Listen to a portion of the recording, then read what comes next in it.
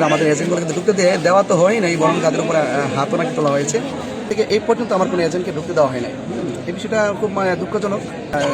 ওই টেবিলটাকে ফেলে দেওয়া হয়েছে এবং যে ভোটার যে লিস্ট আছে, লিস্টটা পানির মধ্যে ফেলে দেওয়া হয়েছে। তো আমি যে প্রশাসন যে উপস্থিতি, সেটা উপস্থিতি অনেক কম। প্রত্যেকটা যতগুলো কেন্দ্র আছে, কেন্দ্রগুলো যাওয়ার জন্য চেষ্টা করছি। তো এই পর্যন্ত আমি অনেকগুলো কেন্দ্রে গিয়েছি। তো কিছু ইনফরমেশন আছে আমার কাছে, যেটা আমি যেহেতু আমাকে সব জায়গায় যেতে হবে, স্বল্প সময় বলবো।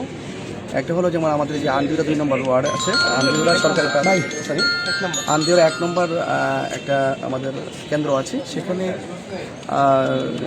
ভোট যে স্লিপ দেয়, যেখান থেকে ভোটারদের লিস্ট লিখে সেখানে স্লিপ দেওয়া হয়, সেখানে ওই টেবিলটাকে ফেলে দেওয়া হয়েছে এবং যে ভোটার যে লিস্ট আছে, লিস্টটা পানির মধ্যে ফেলে দেওয়া হয়েছে। তো আমি শুনতে পেরেছি, শোনার পর আমি সেখানে গেলাম, গিয়ে দেখলাম যে হ্যাঁ, ঘটনার বাস্তবতা আছে।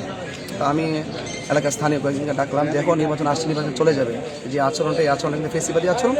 আমি যেন দ্বিতীয়বার যেন এই আচরণটা আমি না শুনি, হ্যাঁ, সেটা আমি বলে আছি। এবং আমি ম্যাজিস্ট্রেট থেকে শুরু করে, ইউনিভার্সিটি থেকে শুরু করে সকলে, থানা ওসি মহোদয়, তদন্ত ওসি পর্যন্ত সকলে আমি ইনফরমেশন করেছি। তো অবশ্যই এটা আইনি ব্যবস্থা নেবেন। আর 2 নম্বর কি বলি, আমাদের চেঙ্গার বাজার একটা আছে, সেটা চৌমুনি, হ্যাঁ, সেখানে চেঙ্গার বাজার একটা আমাদের কেন্দ্র আছে।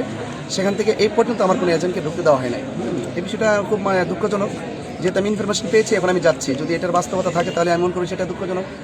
আরেকটা কথা বলে রেখে, যে প্রশাসন যে উপস্থিতি, সেটা উপস্থিতি অনেক কম। এই এত স্বল্প উপস্থিতি দিয়ে আমার মনে হয় এত বিশাল বড় নির্বাচন কাভারেজ করা, আমি মনে করি যা করছেন তারা অনেক করতেছেন, হ্যাঁ, কিন্তু এটা যথেষ্ট না।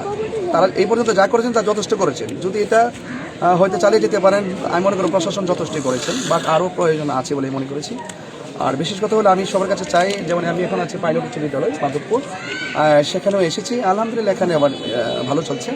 আর আমার একটা ধর্ম হলো ভালোটাকে ভালোই বলে, মন্দটাকে মন্দই বলে। যেখানে অন্যায় করবে, অবিচার থাকবে, দুর্নীতি থাকবেন, পেশি শক্তি থাকবে, আধিপত্য থাকবে, সেখানে আমি অবশ্যই বিষয়টা প্রতিবাদ করব।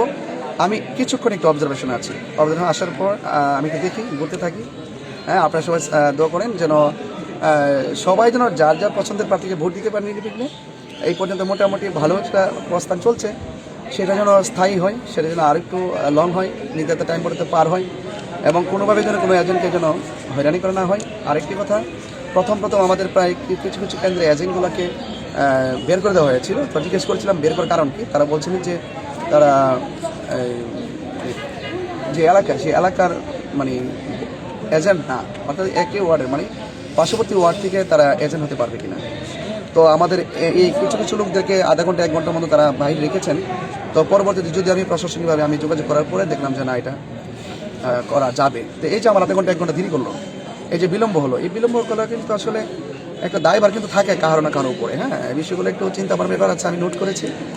আর সবচেয়ে বড় কথা হলো, আমি চাই সবার অংশগ্রহণে অবাধ ও সুষ্ঠু নিরপেক্ষ নির্বাচনটা এটা শেষ হবে। এটা যেন অবশ্যই যেন এর বেশি কিছু না ঘটে আর কি।